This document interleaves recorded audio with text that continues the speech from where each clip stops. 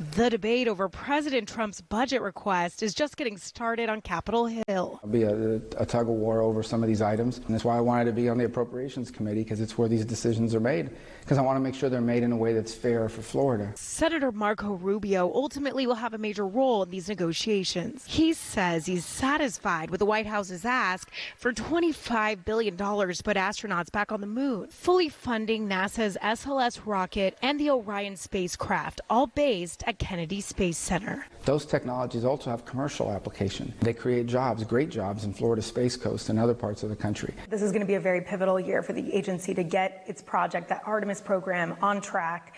There's already been a lot of delays.